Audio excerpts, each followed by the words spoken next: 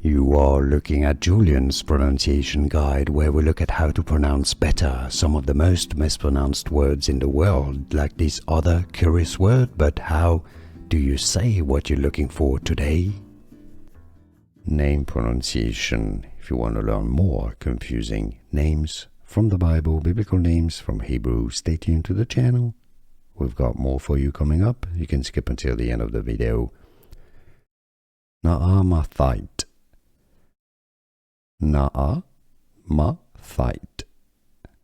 Naamathite, otherwise known as Zophar. Name pronunciation. If you want to learn more confusing names from the Bible, biblical names from Hebrew, stay tuned to the channel. We've got more for you coming up. You can skip until the end of the video. Naamathite. Naamathite. Naamathite, otherwise known as Zophar.